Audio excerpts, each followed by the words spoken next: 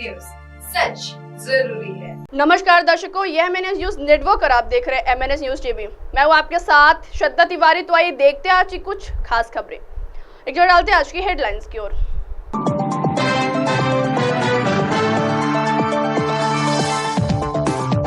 मध्य प्रदेश की यादव सरकार परेशानी में, जेल से सरकार चलाने पर लगाई जाएगी रोक।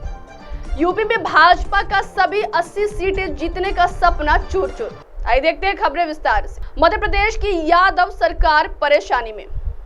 नर्सिंग कॉलेजों के घोटाले ने 6 महीने पुरानी डॉक्टर मोहन यादव सरकार को हिलाकर रख दिया है। मुख्यमंत्री घोटालेबाजों के खिलाफ गंभीर कार्रवाई करने और राज्य भर के कम से कम 1 लाख छात्रों के भविष्य को बचाने के लिए प्रयासरत है। अदालत के निर्देश पर जब केंद्रीय जांच ब्यूरो ने घोटाले की जांच की तो पता चला कि जांच अधिकारी खुद निजी कॉलेज प्रबंधन के साथ मिले हुए थे। सीबीआई ने जहां अपने ही इंस्पेक्टर राहुल राज को बर्खास्त कर दिया है, वहीं अन्य के खिलाफ भी कार्रवाई तय है। इनमें से कुछ पर पहले ही सीबीआई द्वारा मामला दर्ज किया जा चुका है। सीबीआई डीएसपी आशीष प्रसाद और सुशील कुमार मजोका और कॉलेज प्रमुखों सहित कई लोगों के खिलाफ एफआईआर दर्ज की गई है। चौंकाने वाली बात यह है कि फर्जी नर्सिंग कॉलेज घोटाला पहली बार 2021 में उजागर हुआ था, लेकिन तत्कालीन शिवराज सिंह सरकार ने कार्रवाई नहीं की। अक्टूबर 2022 में मध्य प्रदेश उच्च न्यायालय के आदेश पर मामला सीबीआई को सौंपे जाने के बाद 364 कॉलेजों की सीबीआई टीमों द्वारा जांच की गई है।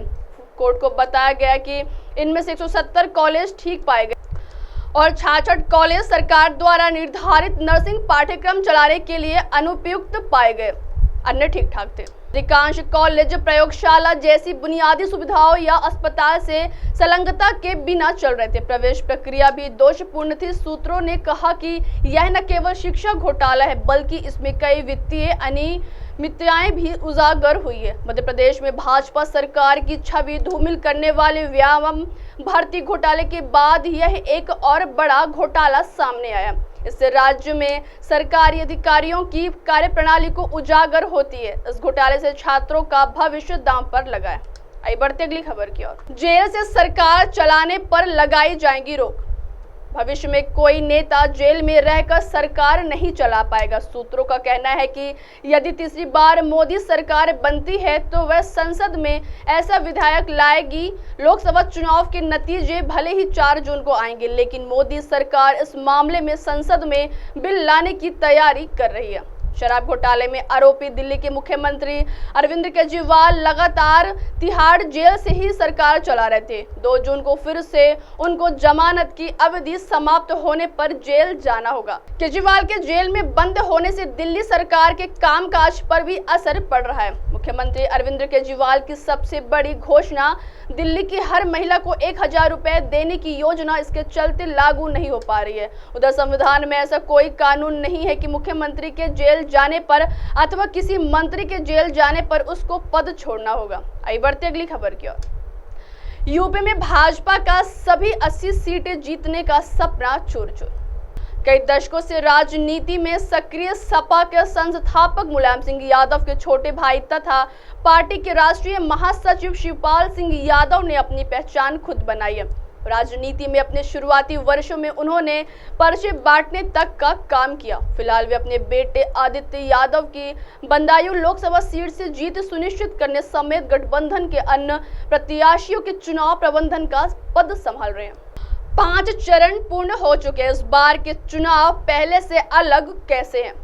यह चुनाव इसलिए बहुत अलग है क्योंकि केंद्र और राज्य की भाजपा सरकारें अपनी उपलब्धियों के जिक्र की बजाय गैर जरूरी मुद्दों को तुल दे रहे हैं, क्योंकि उनके नेताओं की महंगाई, बेरोजगारी और भ्रष्टाचार पर बोलती बंद है। अधूरी वादों की वजह से जनता के बीच टिकना मुश्किल हो रहा है। अंततः वे अब हिंदू मुस्लिम पर उतार आए हैं।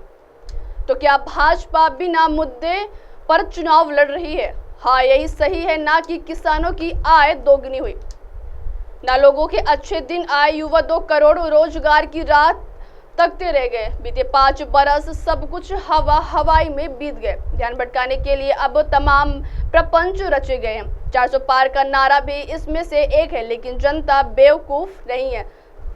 उसने सबक सिखाने की ठान ली है।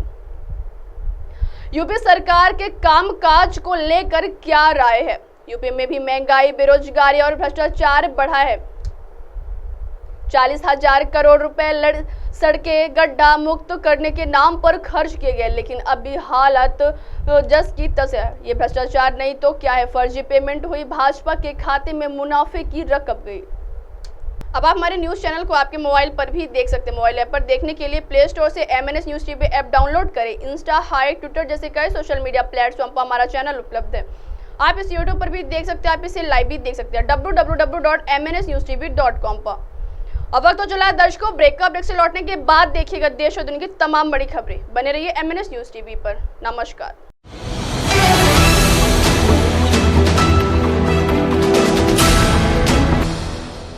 ये है MNS न्यूज नेटवर्क और आप देख रहे हैं MNS न्यूज।